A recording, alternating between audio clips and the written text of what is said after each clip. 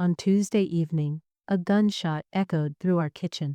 My husband was lying on the floor. Blood spread across the tiles. Marcus stood beside his brother. He had a gun in his hand. "The debt is paid," he said. Jake screamed from upstairs. He was 8 years old. Marcus moved toward the stairs. I stepped in front of him. He pushed me against the counter. "Jake is staying with me now," he said. "If you say anything to the police, you'll never see him again." I heard Jake crying. He was begging. While my husband lay in a pool of blood, his brother took our son and walked away.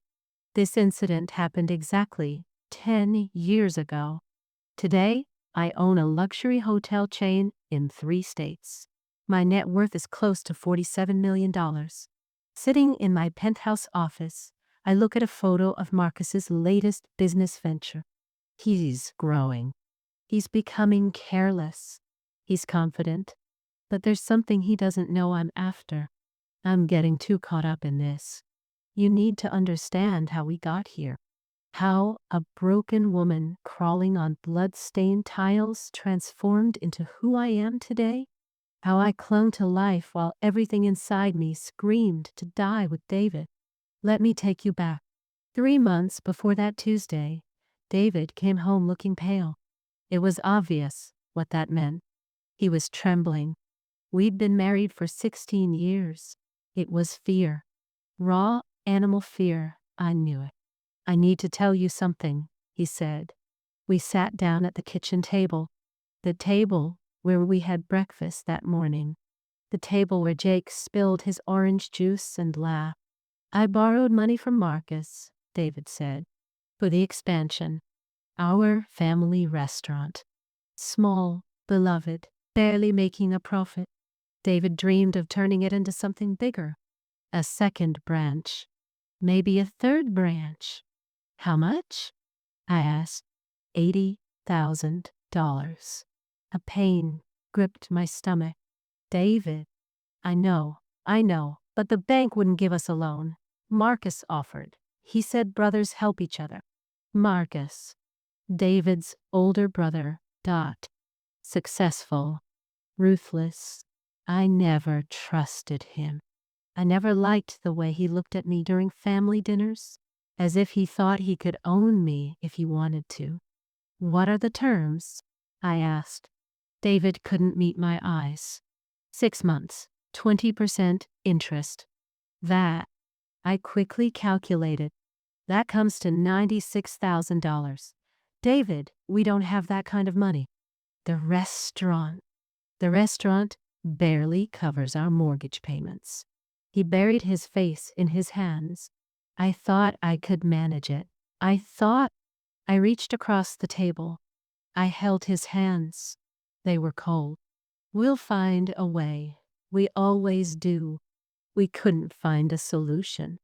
3 months passed in what felt like 3 seconds. The restaurant expansion failed. Bad location. Even worse timing. A new chain opened 2 blocks away. Our customers vanished. We fell behind on our payments to Marcus. First, by a month. Then 2. Marcus started calling. Then, visiting. His visits became more frequent, more aggressive.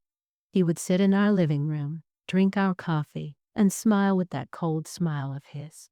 "You know I can't ignore this," he'd say. "Debt is debt." "We need more time," David would reply. "Time is money, little brother." The interest piled up. 80,000, 96,000, then 110,000, then 130,000. A black hole swallowing our lives. I found a second job. I worked nights at a call center. David was working double shifts to save the restaurant. Jake hardly ever saw us. He'd go to bed before I got home and wake up after I left. I was losing my son even before Marcus took him. Then that Tuesday came. Marcus arrived at 9:30 p.m.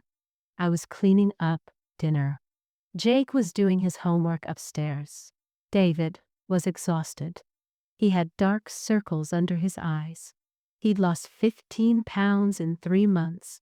"We need to talk," Marcus said at the door. He hadn't knocked. He just walked in, as if the house belonged to him. Maybe it did in his mind. "Not tonight," David said. "Please, Marcus, I'm tired." "I don't care if you're tired." Marcus walked into the kitchen. "You owe me $143,000. Another month has been added.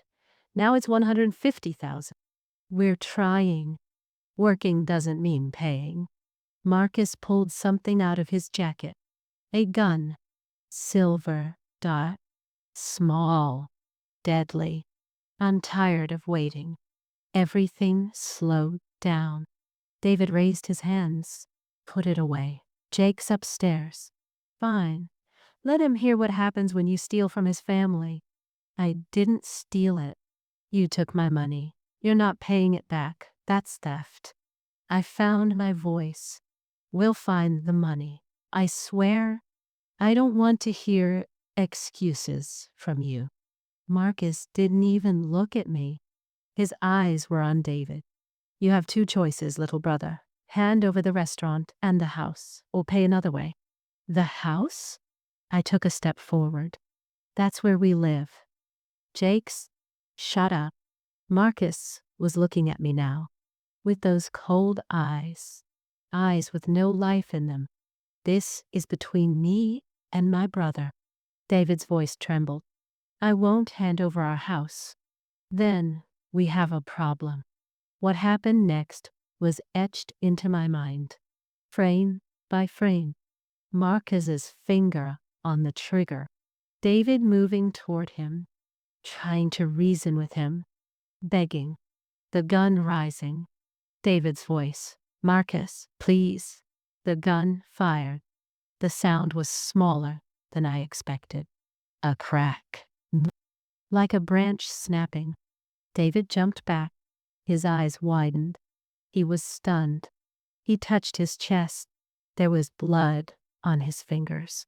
"David," I shouted. He falls. The back of his head hits the counter. Then the floor. The white tiles we chose together 5 years ago.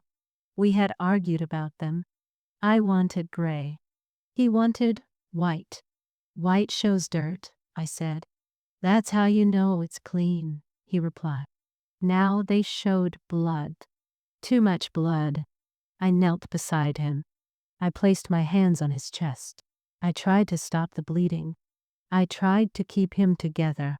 "David, David, stay with me. Please, stay with me." His lips moved. No sound came out.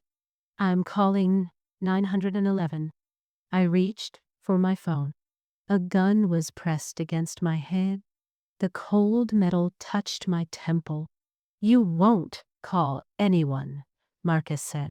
Jake screamed from upstairs. He had heard. My baby had heard everything. "Jake!" I tried to get up. Marcus pushed me back. "Stay there. Please. He's just a child.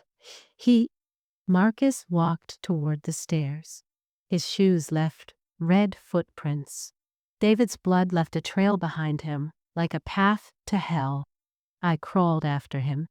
"Don't touch him. Don't you dare touch my son." He kicked me. His boot hit my ribs. I heard something break. I felt intense pain on my side. I couldn't breathe. I couldn't move. From above, "Mom, Mom." "It's okay, baby." I tried to shout, but my voice came out as a rasp. "It's okay." Marcus came up the stairs. I heard Jake's door open. More screams. The sound of things breaking. Then Jake appeared at the top of the stairs. Marcus had him by the arm. He was dragging him. "Let him go." I pulled myself up from the banister. Every breath stung like a knife. "Marcus, please, please don't do this." Jake resisted. He kicked. He bit Marcus's hand. Marcus didn't flinch. He just tightened his grip. "Stop resisting." or I'll put you where your father is, in that place." Jake froze. His eyes locked with mine. He was 8 years old. He was terrified. He was waiting for me to save him. I couldn't save him. I couldn't even stand up. "Listen carefully," Marcus said. He was now at the front door. Jake stood in front of him like a shield. "If you say a word to the police, Jake dies. If you try to find him, Jake dies. If you do anything other than keep your mouth shut and disappear, Jake dies. Do you understand?" I nodded. I couldn't speak. I was struggling to breathe. "Jake is mine now. He'll pay off his father's debt. At minimum wage, it'll take at least 18 years, maybe more." Marcus smiled. He really smiled. "Do the math, Sarah. $150,000. He'll be 26 by the time he pays it all." "You can't." There was blood in my mouth. It tasted like copper. "A child. I can do whatever I want. He's my property. His father's debt passed to him." Marcus pulled Jake toward the door. "Say goodbye to your mother, Jake." "Mom." Jake reached out to me. I stumbled forward. I collapsed in the middle of the stairs. Every part of me ached. "I love you. I love you, baby. I'll find you. I swear I will." The door slammed. Silence. Just me. An empty house.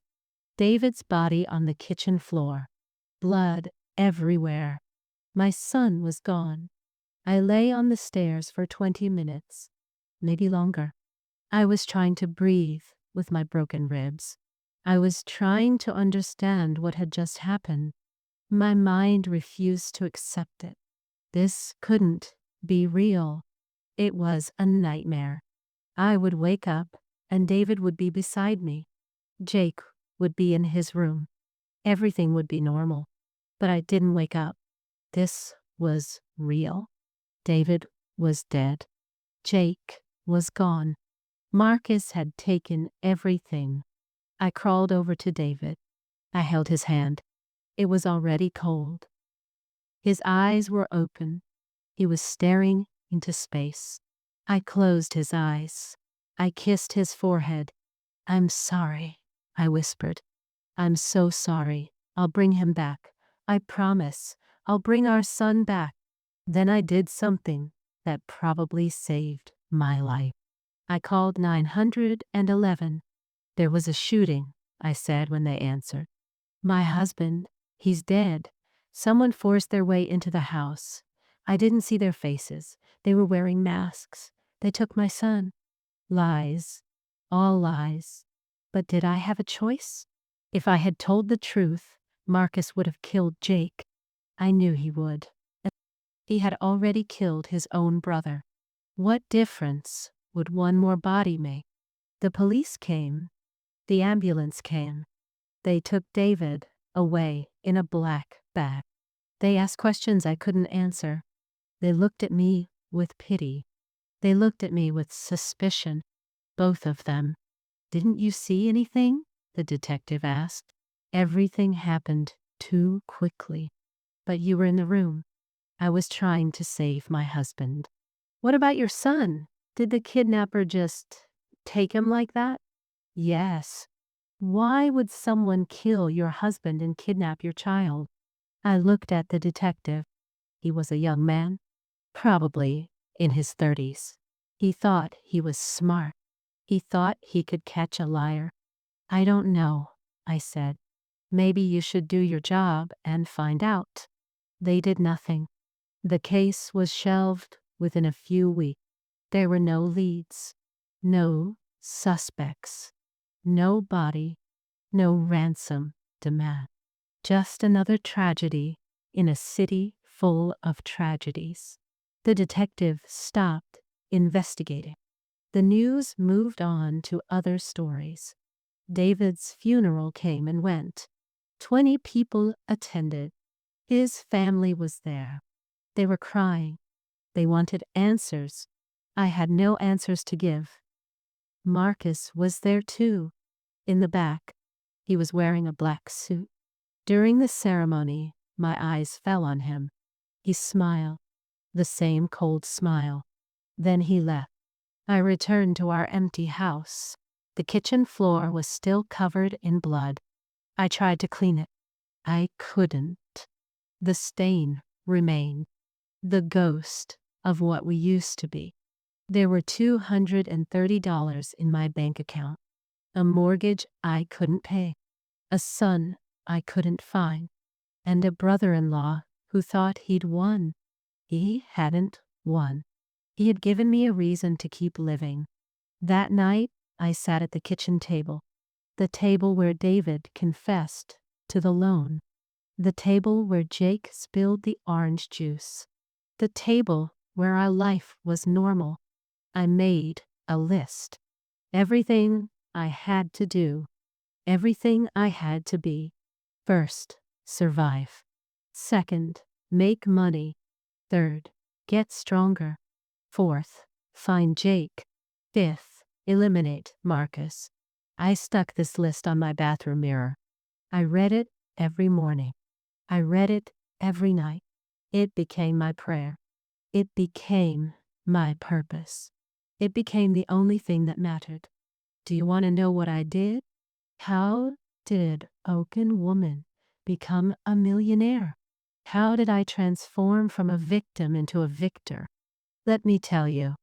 But first, you need to understand something. Grief is a luxury. I couldn't afford it. Every tear I shed was time wasted. Every moment I spent mourning David was a moment I wasn't building my future. I loved my husband. God, I loved him. But love doesn't pay the bills. Love doesn't bring your son back. Love doesn't destroy the monster that takes everything away. So I stopped loving. I started working. I sold the house. I took the capital. After the bank payment, $40,000 remained. I moved into a studio apartment in the worst part of town. $200 a month. Cockroaches on the walls. Sirens every night. It didn't matter. I wasn't building a home. I was building a weapon. I was the weapon. I worked 3 jobs. During the day, at a hotel reception. At night, I cleaned offices. On weekends, I waited tables at a restaurant. 90 hours a week, sometimes more. I slept 4 hours a night. I ate once a day. I didn't spend money on anything that didn't move me forward. I invested every penny in learning, online business courses, real estate seminars, investment strategies. I devoured information like a starving man eats food.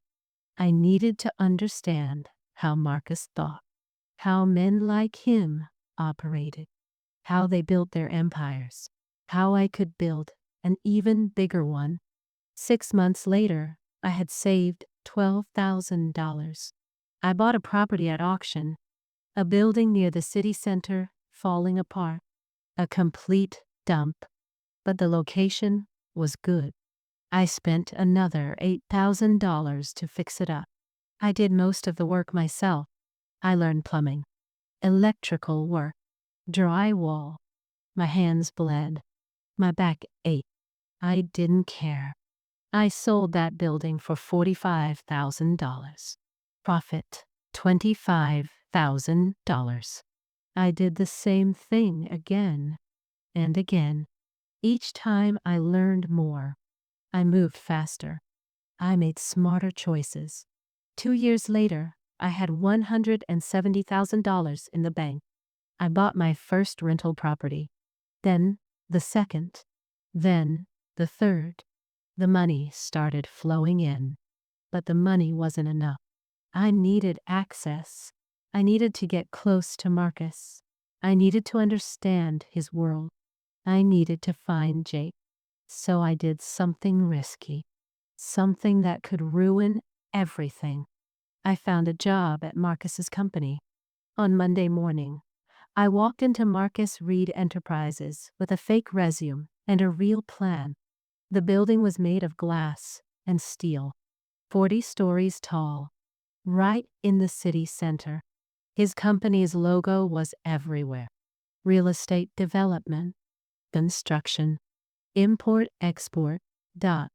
Marcus had his fingers in every profitable venture in the city. Legal. Illegal. When you have enough money, the lines blur. I prepared for this for 3 months. I lost 10 pounds. I cut my hair short. I dyed it blonde. I wore glasses I didn't need. I changed my name to Sarah Mitchell, my maiden name. Marcus only knew me as Sarah Reeves, David's wife, the woman he ruined. He wouldn't recognize me. I was certain of that. The receptionist smiled. Young, beautiful. Probably slept with someone important to get this job. Can I help you? I have an appointment. Accounting department. 9 in the morning. She checked her computer. Sarah Mitchell? That's me. 3rd floor. Room 302. Good luck. I didn't need luck. I needed information. Jake's location. Marcus's schedule. Their weaknesses. Their secrets. Everything that would allow me to tear him apart, piece by piece. The meeting was easy. I had already built a real estate portfolio worth $600,000. I knew the business inside out. The hiring manager was impressed. He offered me the job on the spot. You start Monday. Welcome to the team. I started gathering intelligence immediately. Marcus's company had 240 employees. He had 3 buildings in the city, the main office where I worked, a warehouse property, and his personal property, a 20-acre plot of land outside the city. That's where the real business was done. Things he didn't want to appear in official records. Jake was there too. I knew because I was watching. Months of surveillance. Sitting in my car outside Marcus's properties, following his vehicles, tracking his movements. In 2 years, I had seen Jake exactly 3 times. He was always at the mansion, always working, carrying boxes, cleaning, doing whatever Marcus's staff told him to do. My baby was a servant. He was 10 years old. He should have been playing soccer, learning math, making friends. Instead, he was scrubbing floors for the man who killed his father. The rage almost killed me sometimes. I'd wake up screaming. I'd punch the walls. I'd break things. Then I'd look at the list I taped to the bathroom mirror. Survive. Make money. Get stronger. Find Jake. Destroy Marcus. I taped my hands. I did push-ups until my arms gave out. I used my anger as fuel. In my 2nd week, Marcus walked past my desk. I lowered my head. I focused on the spreadsheets. My heart was pounding. It was the first time I'd been that close since that night, since David's blood on the kitchen floor, since Jake's screams. Is she new? He asked my supervisor. Yes, sir. Sarah Mitchell, an excellent employee. Good. We need excellent employees. He kept walking. He didn't even look at me. I hadn't realized I was holding my breath. The woman next to me leaned over. Are you okay? You're sweating? I'm just nervous. It's my first week. Don't worry about Mr. Reed. He doesn't even notice anyone below management level. She smiled. By the way, I'm Paula. Paula was very helpful. She'd been working there for 6 years. She knew everything. Who was sleeping with whom? Where the money was really going. Which projects were legitimate, which were fronts. Marcus has properties everywhere, she said over lunch. Half of them aren't even on the books, warehouses, storage units. He even has a big mansion outside the city. A mansion? I tried to keep my voice natural. It must be beautiful. I went there once. 3 years ago. There was a company party. It's huge, like a complex. The employees live there. There's security everywhere. There's security everywhere. Lowering his voice, he said, "Rumor has it that his family lives there too. A child or something. But no one talks about it. But no one talks about it." Yake. No. That's strange, I said. Why would he have a child there? Paula shrugged. Rich people are weird. Maybe it's a nephew. Or maybe. She paused. Actually, I shouldn't gossip. Mr. Reed doesn't like gossip. I filed that away in the back of my mind. Marcus controlled his employees through fear. One more thing I could use against him. 3 months after starting the job, my chance came. Marcus's assistant quit. She walked out at lunchtime. Apparently, she'd stapled her head during a meeting. The whole office was talking about it. "We need someone to fill in," my boss said. "Just temporarily, until we hire someone new." I volunteered. I looked eager and helpful. "I can handle it. I'm fast. I'm organized." They gave me the job. Suddenly, I had access to everything. Marcus's calendar, his emails, his files, his private office where he kept documents he didn't want digitized. I worked late every night. I photocopied documents. I downloaded files to encrypted drives. I prepared a case against him. Money laundering, tax evasion, bribing city officials, illegal construction permits, and worse. Much worse. Marcus Reed wasn't just a businessman. He was a criminal, a crime boss hiding behind legitimate ventures, the kind of man who eliminates troublesome people, like David. The official story was theft, a botched robbery. But I found the truth in Marcus's private files, a notebook, handwritten, every debt, every payment, everyone who owed him money. David's name was there too. $150,000. Fully paid off. Paid full with his life. Paid with Jake. I photographed every page. I stored them in 3 separate places. In a bank vault. In cloud storage. Physical copies hidden in the walls of my apartment. If anything happened to me, if Marcus discovered who I was, the evidence would surface. I was certain of that. But I didn't want the evidence to be made public. Not yet. Because prison was too easy for Marcus. Too clean? Too quick. I wanted him to suffer. To lose everything slowly. To feel what I felt while watching David bleed to death. To understand what he had taken. Then I would erase him completely. Have you ever lived a double life? Smiled at someone while planning to destroy them? It's exhausting. Every conversation with Marcus was a performance. Every "yes, sir," and "right away, sir" tasted like poison in my mouth. But I was good at it. Very good. Marcus once praised my work. "You're efficient, Sarah. Most assistants are useless. You actually think." "Thank you, sir." "How long have you been working with us?" 5 months. "You should stay. I value talented people." He paused for a moment. "It could be a permanent position. Better pay. More responsibility." I wanted to laugh. I wanted to scream. I wanted to tell him exactly who I was. Instead, I nodded. "I really appreciate this opportunity." "Good. What?" He went back to his papers. "You can leave." I had become valuable to him.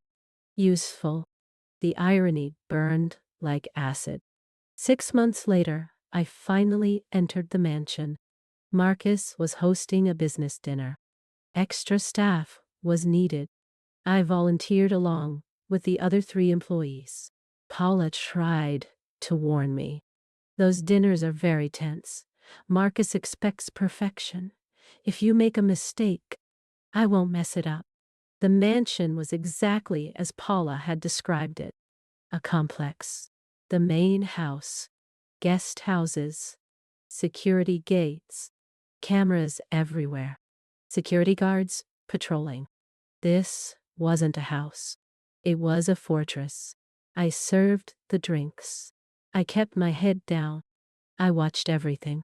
I memorized the layout, the exits, the security arrangements, where Marcus went after leaving the dining room, where his office was, where the staff rooms were, where Jake might be. I didn't see him that night, but I heard something. A voice from the kitchen. Young, male, dot. I washed the dishes. Can I go now? You're not done yet. You need to take out the trash. I'm tired. I don't care if you're tired. You'll keep working until I say you're done. That voice. I recognized that voice. Older, deeper. But it was still him. Jake, dot. My hands were shaking. The tray I was holding was wobbling. The wine glasses were clinking together. One of the guests looked up. Are you okay? I'm sorry. Yes, I'm fine. I pulled myself together. I walked away, toward the kitchen, but Marcus suddenly appeared there. He blocked my path. The kitchen is off limits to guests. If you need anything, ask the main staff. Of course, I'm sorry.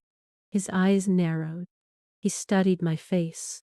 For a terrifying second, I thought he recognized me. I thought everything was over.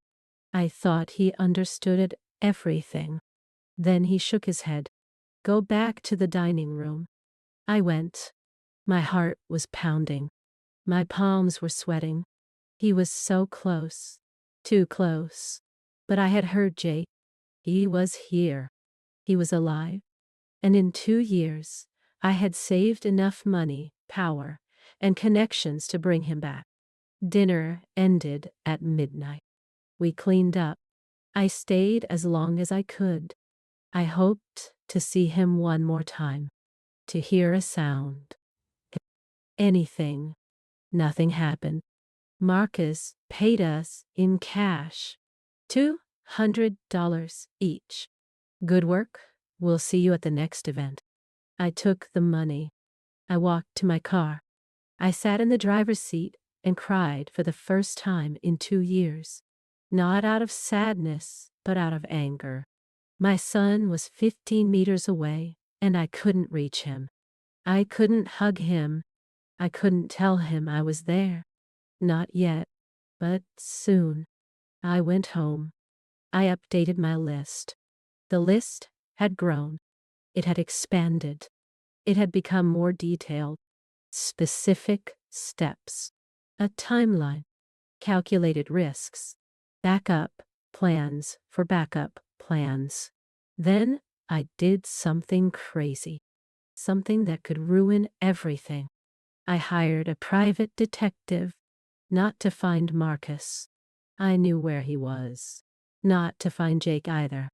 I knew where he was, too. No, I hired a detective to uncover everything about Marcus that wasn't in the files. His personal life, his connections, his friends, his enemies, his fears. Everyone has fears, even monsters. The detective's name was Ramon. He was a former cop. He'd been fired for refusing to take bribes.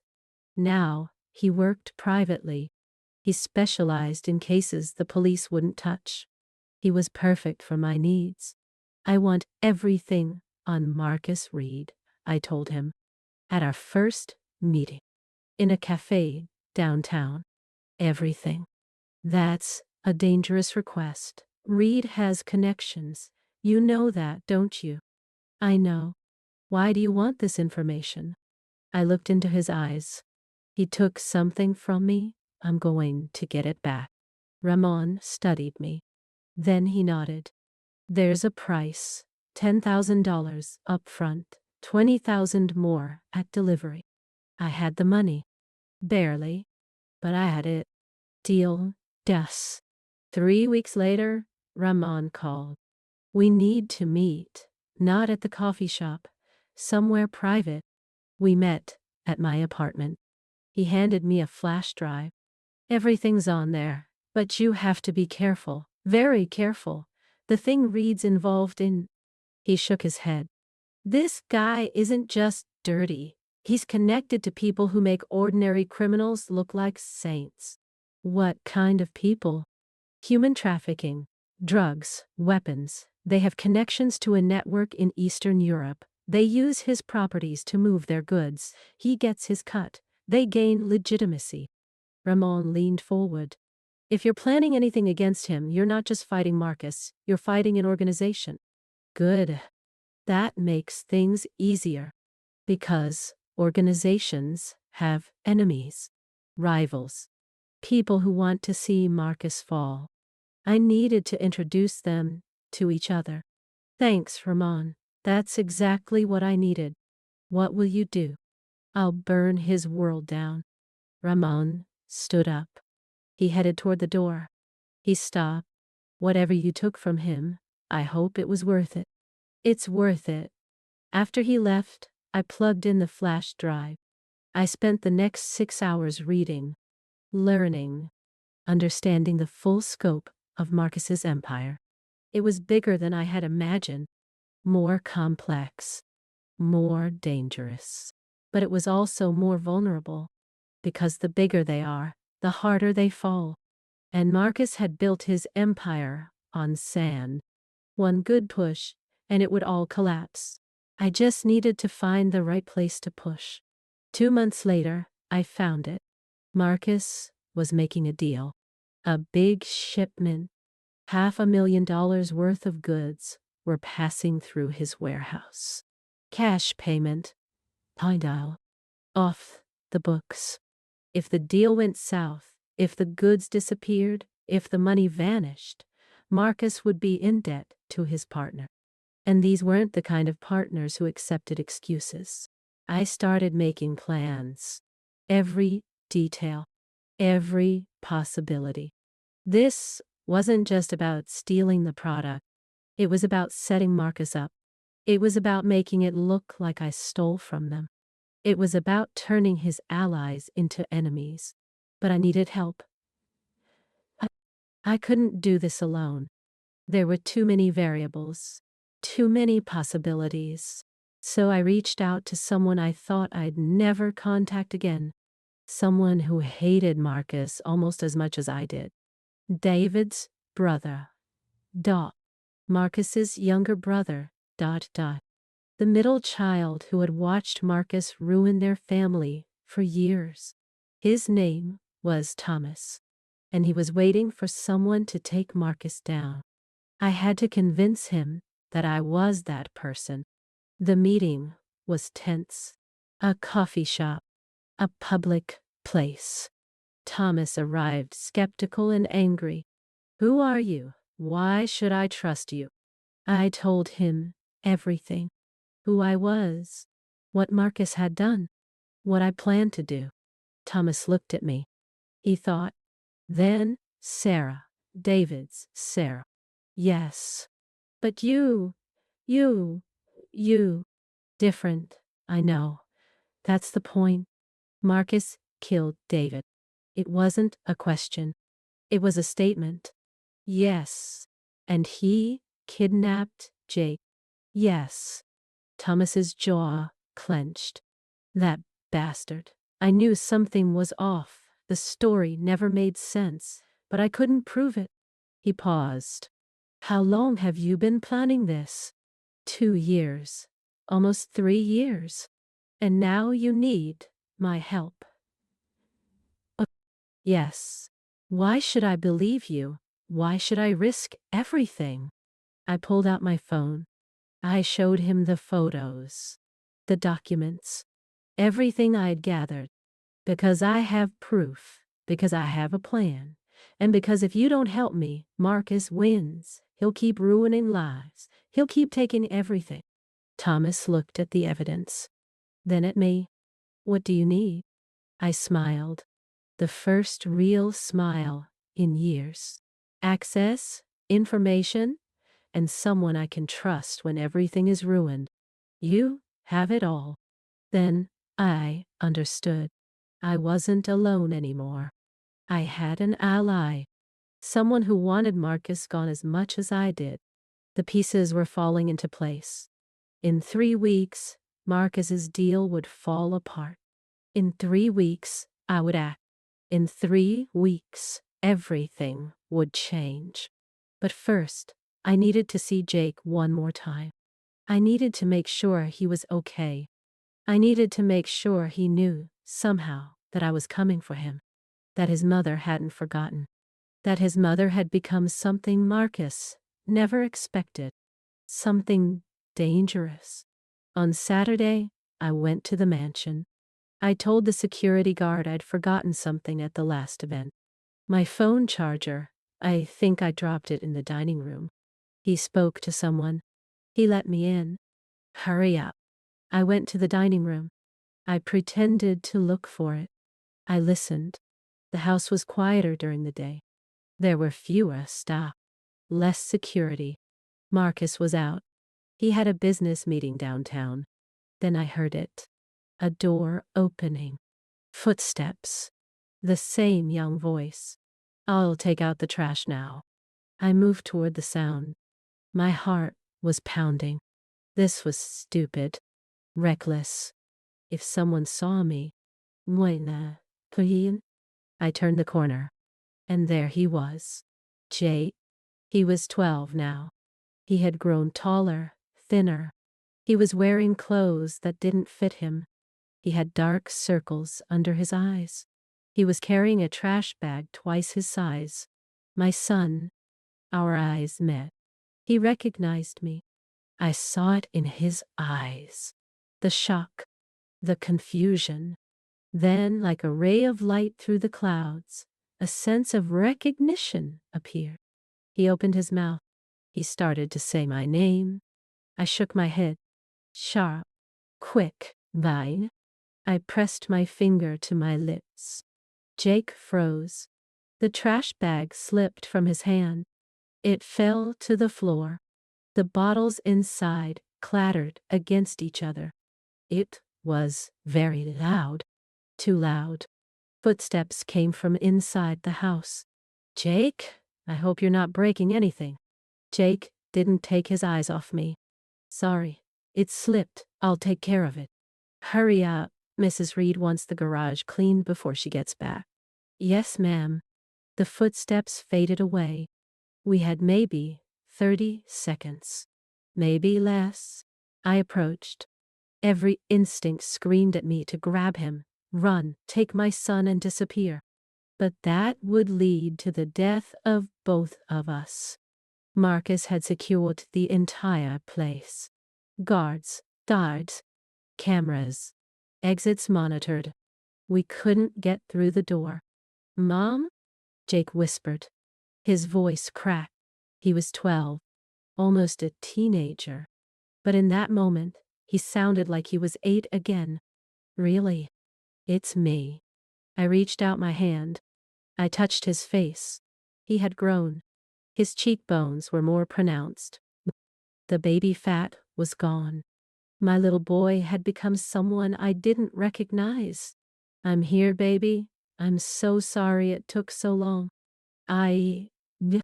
His eyes filled with tears. I thought you had forgotten me. Those words pierced me. They tore me apart. Never. Not for a single second. I made plans. I prepared. I waited until I was strong enough. More footsteps. This time, closer. You have to go, Jake said. He stepped back. If they catch you here, listen to me. I held his shoulders. 3 weeks, maybe less. I'll get you out of here. Do you understand? I'll come for you. How, Marcus? I know what you're doing. I was watching. I was learning. I have a plan. Mom, he'll kill you. He killed. Jake's voice broke. He killed my dad. I saw it. He made me watch. And then, I know. I pulled him close. A quick hug. 4 years of longing squeezed into 5 seconds. He smelled of cleaning products and sweat. He smelled like a kid who'd been working too hard for too long. I'll make him pay. For my dad.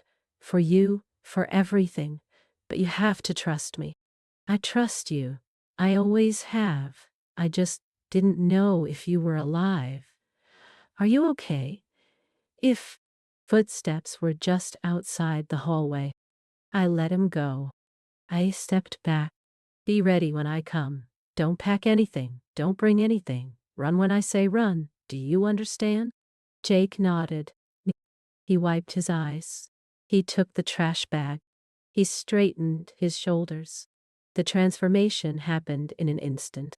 He went from my son back to my servant, the mask he wore to survive. This devastated me. A woman turned the corner. Around 50, stern-faced, Marcus's personnel manager.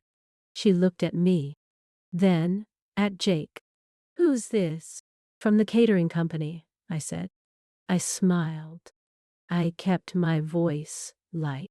I forgot my phone charger at the last event. I just found it in the dining room. I'm leaving now. The woman narrowed her eyes. Jake, throw that trash in the trash can, then go to the garage. Come on. Yes, ma'am. Jake didn't look at me. He walked past me.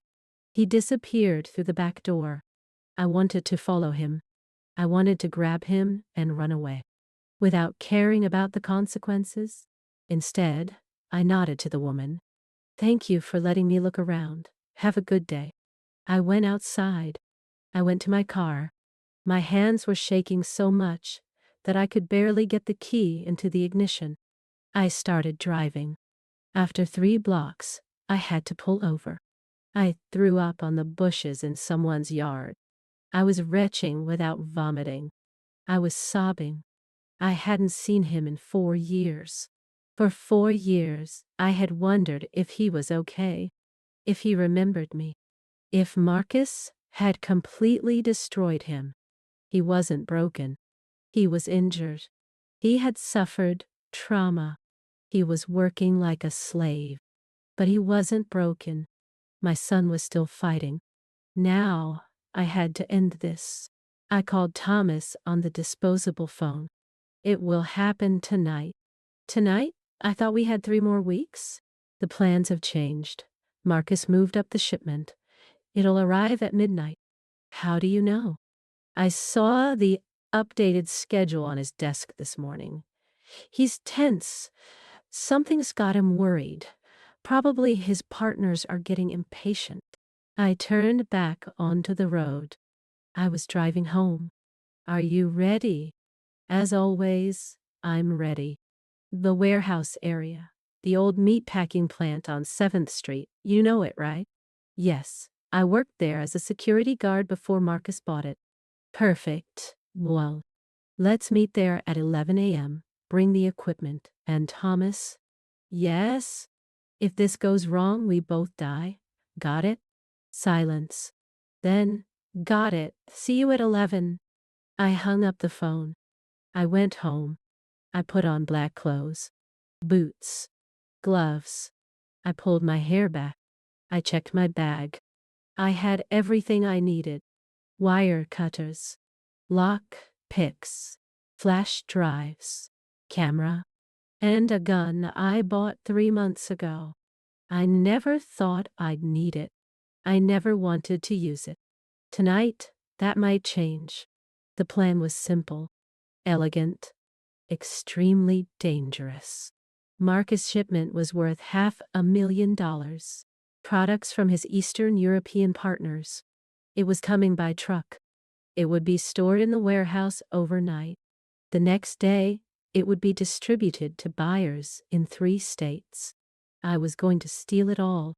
I would make it look like Marcus had betrayed his partners. I would plant evidence. Digital traces. Emails from Marcus's account discussing selling the product independently. Photos of him meeting with competitors. Financial records showing money transfers to offshore accounts. All fake. All traceable. All designed to make Marcus's partners think he had betrayed them. And criminals don't call the police when they think they've been deceived. They handle it themselves. The warehouse at 11 p.m. was dark. It looked abandoned. But I knew the truth. There was security inside. Cameras. Guards changing every 2 hours. Marcus wouldn't leave $500,000 unprotected. Thomas was 5 minutes late. The minibus. Equipment in the back. This is madness. Probably. We could die. Probably. And you're still doing this. I looked at him. My son is in it. He killed his brother. Yes, I'm still going to do it. Thomas shook his head. Then let's burn this bastard. We watched for an hour. We tracked the guards' movements. We timed the cameras. We found the blind spots. Marcus's security was good. Professional. Day. But not perfect. Nobody is perfect. The shift change was at midnight. There was a 6-minute window when the old guards left and the new guards arrived. 6 minutes to get in, find the product, and get out. We moved at 11:58. Thomas cut the fence at the back, quietly. The wire cutter passed through the chain link with almost no sound. We slipped inside. We kept low. We moved fast. There was a keypad on the loading ramp door. I had watched Marcus punch in the code 3 times in the last month. I had memorized it. 8, 4, 7, 9, 2, 3, green light. Click, dot. We went inside. The warehouse was huge. Empty shipping containers. Crates. Pallets. Shadows everywhere. Our footsteps echoed on the concrete. It was very noisy. Every sound seemed amplified. Where? Thomas whispered. The northwest corner, the climate-controlled section. They store high-value items there. We found it. Locked door. We needed a lockpick to open this door. Thomas was better at this than me. He used to be a cop, He had the skills. We opened the door in 30 seconds. Inside, 10 boxes, each marked with shipping labels, random companies, fake addresses, standard smuggling operation. I opened the first crate. I pulled out a brick, white powder in vacuum-sealed plastic, cocaine, pure, high quality, expensive. God, Thomas murmured. His empire, it's all built on this. I started loading the bricks into our bags. Help me, we need to hurry. We took everything. We emptied all 10 boxes into the sports bags. We had to make 3 trips to the minivan. Each trip was riskier than the last. The guards could return at any moment. Marcus could show up at any moment. Everything could go wrong at any moment. But it didn't. We loaded the last bag at 12:14. It took a total of 14 minutes. We locked everything back up. We made it look like nothing had happened. Then I did the most important part. I planted the evidence.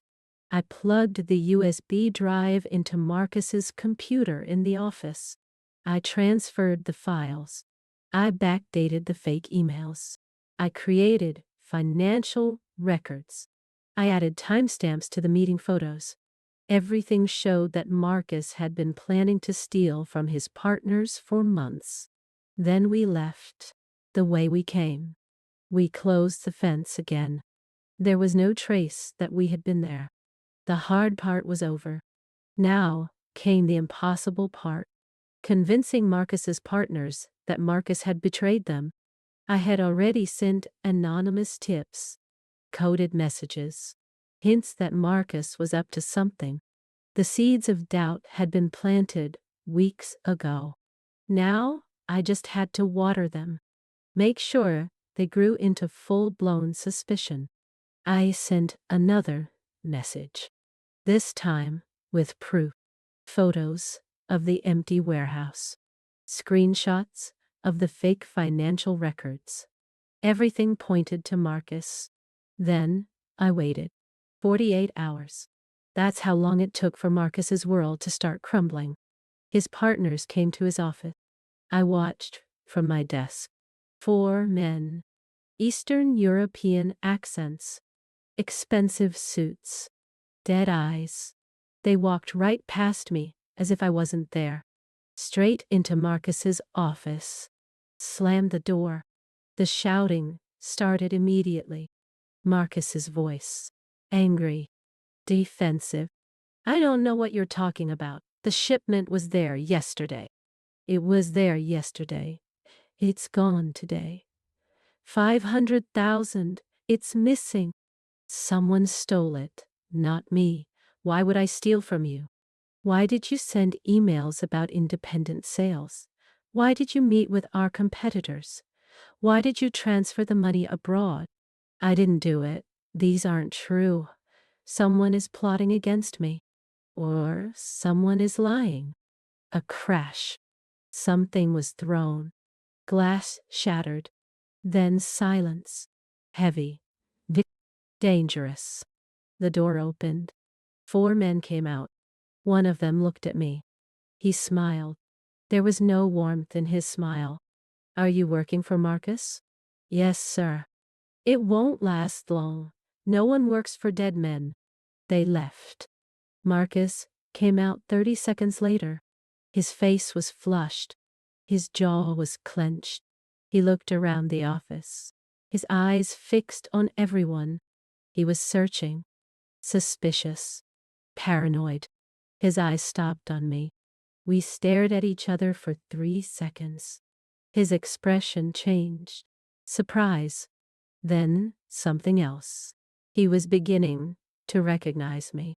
No, not yet. It wouldn't be like that. I stood up. I took my bag. I need to go to the bathroom. Wait, on. I didn't wait.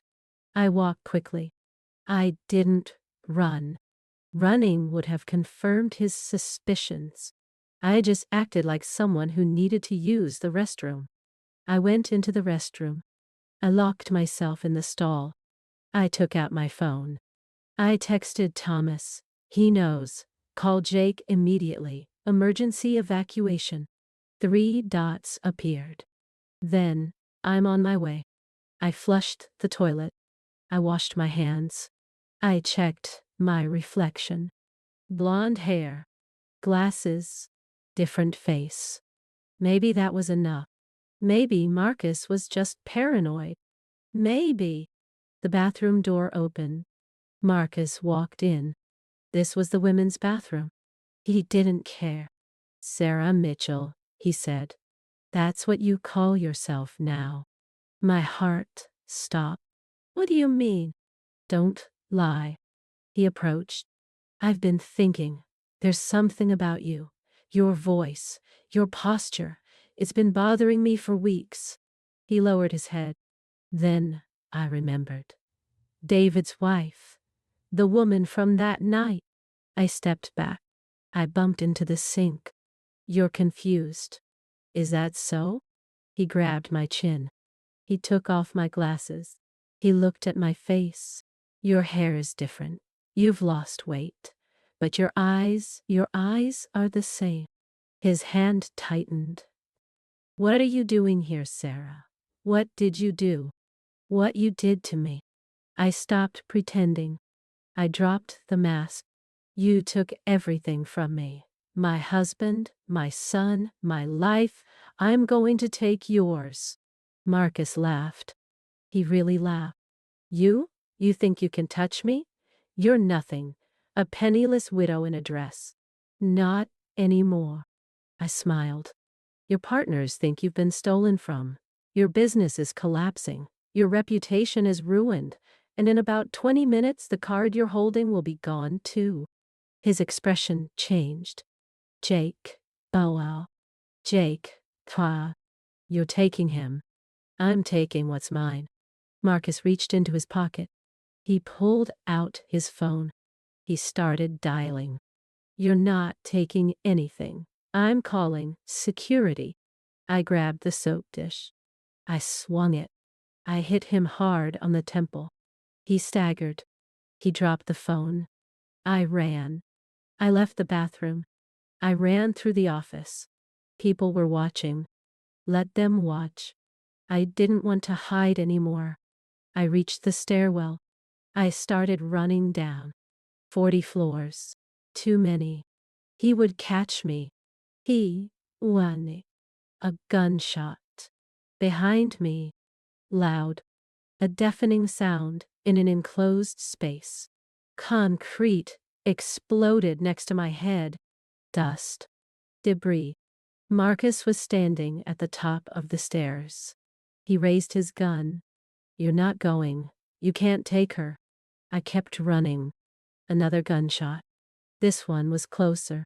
A sharp pain exploded in my shoulder. Hot. Duh. Sharp. I stumbled. I grabbed the railing. I kept running. Blood was flowing from my arm. Too much blood. Just like David on the kitchen floor. History was repeating itself. But I wouldn't die today. Not while Jake needed me. 20 more steps. Pain with every step. My shoulder ached. My vision was blurring. But I made it down. I broke through the door. I entered the parking lot. I found my car. I started driving. With one hand, blood soaked my shirt. The phone was between my knees. I called Thomas. "Where are you?" I asked, out of breath. "I'm at the mansion. Security's tighter than we thought. I can't do it." "Find a way." "He shot me. He knows. We don't have time." "Sarah." "Thomas, please, take my son." Silence. "Then, I'll get him, I promise." I hung up the phone. I set off for the mansion. I didn't know what I would do when I got there. I had no plan. I just knew I had to be there. I had to see this through to the end. The world tilted. The streetlights blurred. I was losing blood.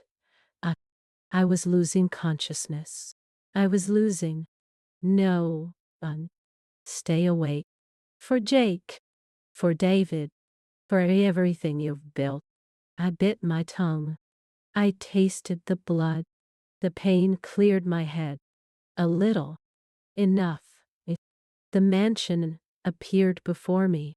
The doors were closed. Guards were visible. Getting through the front was impossible, but I knew another way.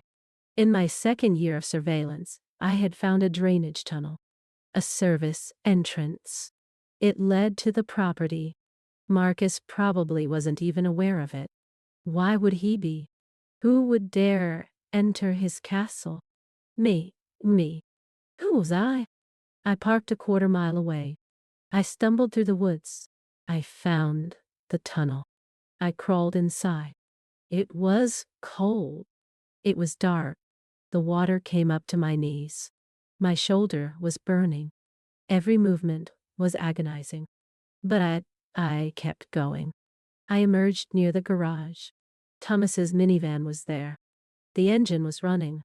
The back doors were open. He was inside the house. He was taking Jake. "Come on. Come on." Then I heard it. Screams. Thomas's voice. "Run, Jake. Go." Jake burst out the back door. Longer. Didn't. Faster. He was running as if his life depended on it, because it did. Thomas was behind him. Then Marcus appeared. Suddenly, he pointed his gun at Thomas. "No!" I shouted. Marcus turned. He saw me, his face twisted with anger. "You can't take him! You can't take him!" Thomas attacked him. They fell hard to the ground. They struggled. They fought. The gun was caught between them. "Jake!" I shouted. "Van! Now!" Jake saw me. He started running. 50 meters. 40. 30. 30. The gun fired. Thomas fell. Not Marcus. Thomas. Blood spread across his chest. Dark. Don't. Fast. Dip. He looked down. Shocked. As if he couldn't believe what was happening. Then his legs gave out. No. I ran. I didn't think. I just moved. I forgot the pain in my shoulder. I forgot everything except reaching him. Marcus was standing over Thomas. The gun was still in the air. Smoke was coming from the barrel. He looked at me, then at Jake. He was calculating who to shoot next. "Run, Sarah." Thomas gasped. Blood was spurting from his lips. "Take Jake. Go. I won't leave you." "Yes, you will go." Thomas grabbed Marcus's ankle. He pulled hard. Marcus stumbled. The gun fired again. A wild shot. It hit nothing. Thomas pulled harder. He knocked Marcus to the ground. They struggled. 2 brothers. One was dying. The other was already dead inside. They were fighting over sins that should have been forgiven decades ago. "Jake!" I shouted. "The minibus, now!" My son didn't hesitate. He ran. He reached me. I grabbed his hand. I pulled him toward the minibus. Behind us, more struggle. Growls. Then a sickening crunch. I didn't turn around. I couldn't. If Marcus won, if he got up, we would die. Our only chance was to move. But immediately, we reached the minibus. I pushed Jake inside. I climbed into the driver's seat. The key was in the ignition. Thomas had thought of everything. Even as he died, he had thought of everything. The engine roared to life. I put it in reverse. The tires screeched. The minibus shot backward. It hit something. I didn't care. I shifted into drive. I pressed the gas pedal. The gate. Up. We were heading toward the closed gate.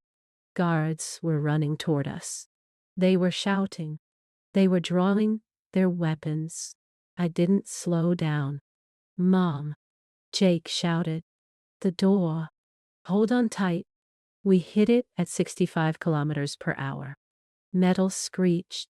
Windows shattered. The windshield cracked like a spider web. But the door opened. A cheap chain link against a 2-ton minibus. It didn't stand a chance. We passed through the door. We got onto the main road. The guards were shooting at us from behind. Bullets pierced the rear doors. Jake ducked. I jerked the steering wheel. I kept accelerating. 60, 70, 80, 8. My shoulder hurt. Everything was covered in blood. My vision was narrowing, but I couldn't stop. Not yet. I had to get away. I had to get Jake to a safe place. "Mom, you're bleeding," Jake said. His voice was trembling. "Mom, it's too much." "I'm fine." A lie. A complete lie. "We're fine. The world tilted. The road blurred. I blinked. I tried to focus. I couldn't. "Mom!" I pulled over. Barely. Half the minivan was on the road, half in the ditch. I parked. I turned to Jake. My baby. My son. 4 years later. After everything. He was crying. He was scared. He looked at me as if I were about to disappear. Call 911, I said. My words came out slurred. Tell them a police officer was shot. I won't leave you. Jake, please. I touched his face. The same face I'd kissed every night for 8 years. The same eyes. The same soul. I didn't come all this way to die, but I need help. Call them. He called. His hands were shaking.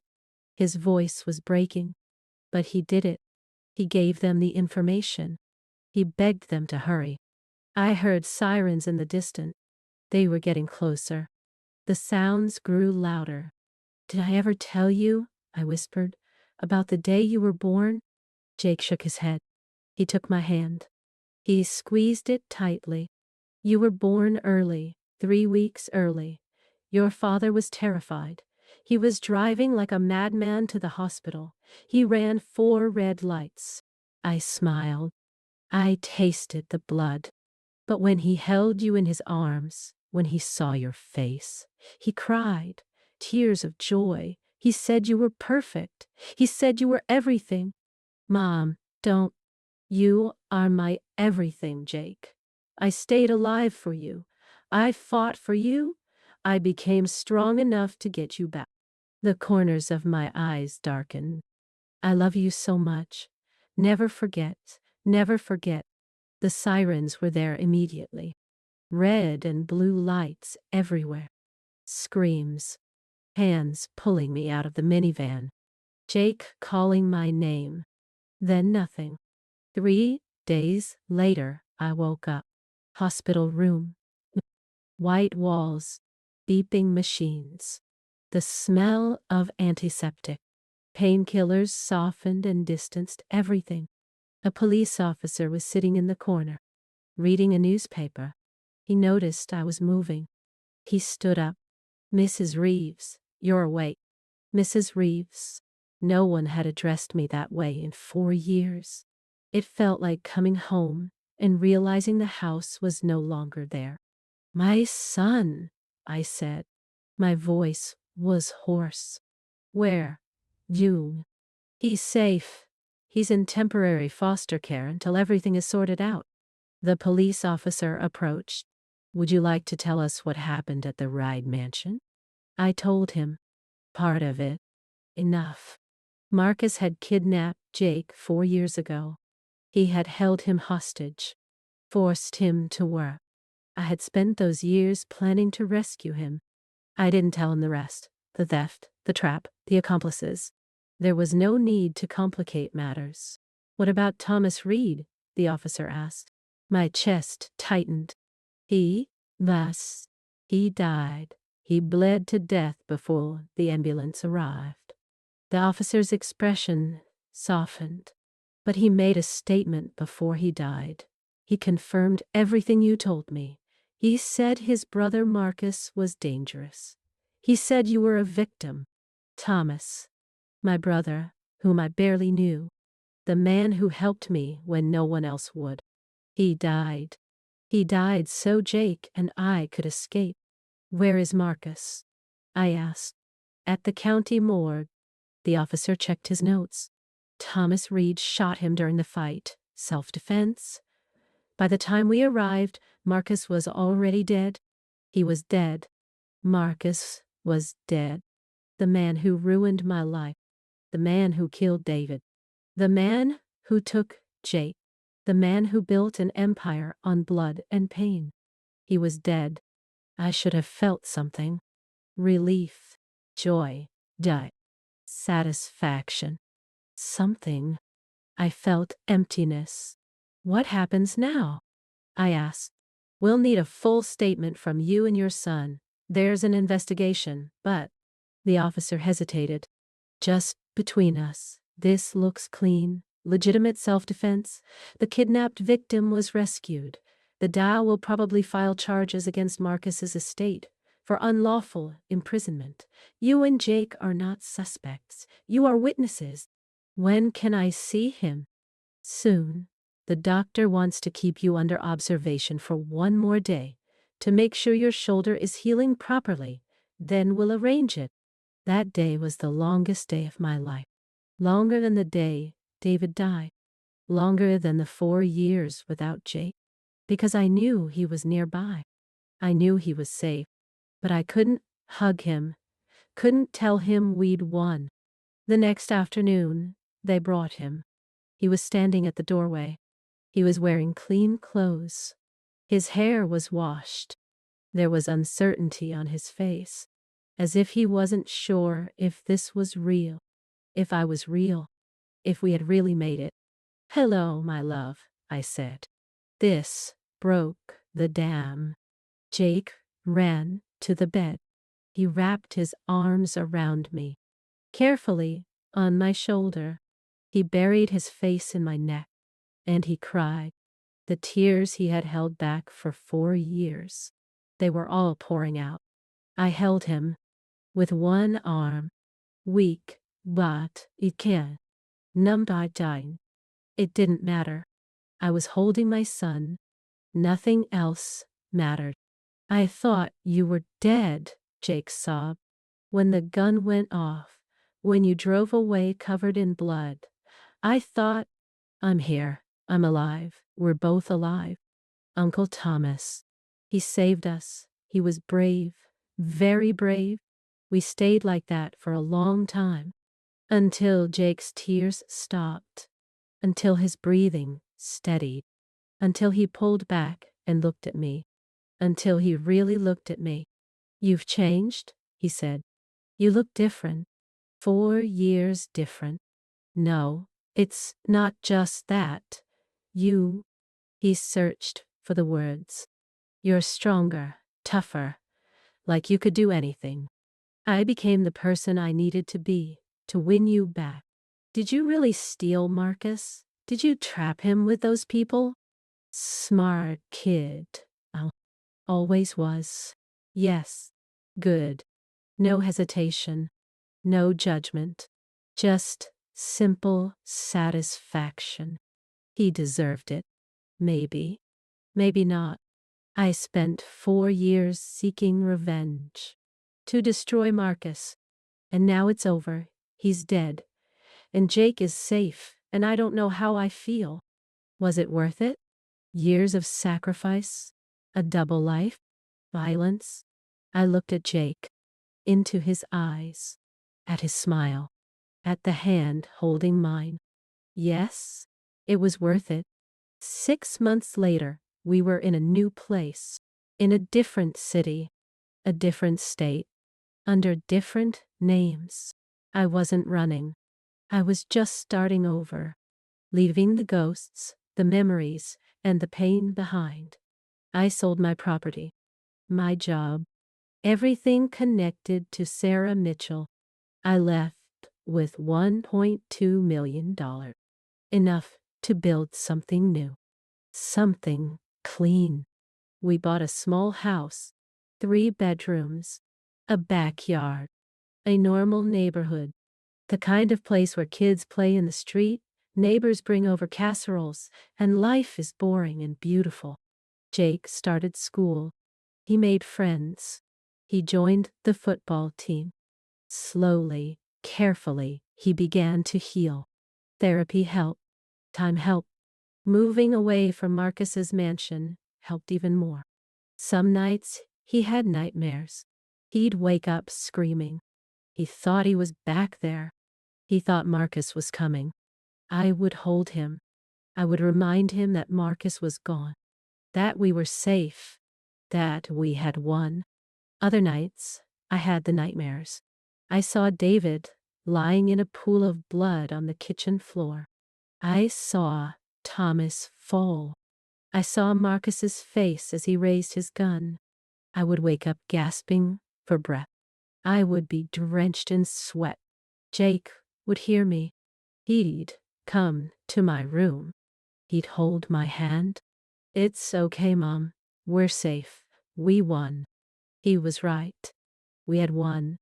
But the victory was different from what I had imagined. Quieter, sadder, more complicated. Revenge didn't bring David back. It didn't erase the trauma. It didn't mend what was broken, but it gave us a chance, a future, a life where Jake could be a child again, a life where I could be a mother again, a life where we could rebuild what Marcus had destroyed. That was enough. 6 months and 3 days after the property was sold, on a Saturday morning, we went to David's grave. It was a 3-hour journey.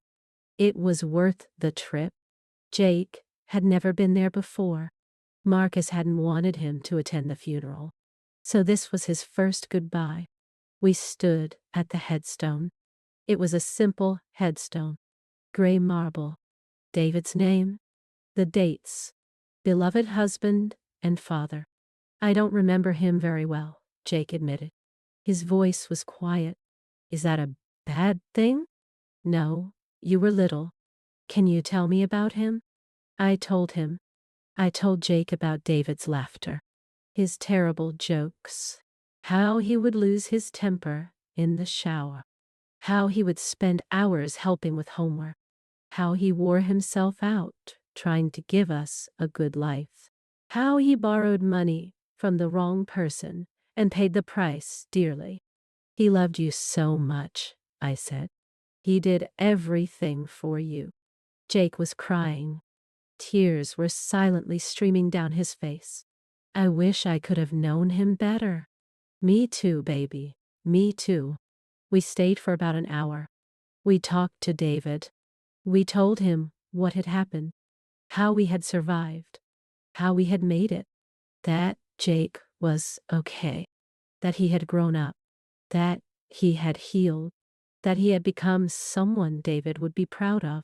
Before leaving, Jake placed flowers on the grave. Daisies. David's favorite flowers. Goodbye, Dad, he whispered. I'll make you proud, I promise. We walked back to the car, holding hands. Mother and son. The survivors. The fighters. The winners. Mom? Jake asked as the car drove away. Are you happy now? I thought about it. I really thought about it. Happy wasn't the right word. I'd been through too much to feel simple happiness. I'd changed too much from what I'd done, from who I was. But I had become something else, something better. I'm at peace, I said. For the first time in 4 years, I'm at peace. Jake smiled. Me too.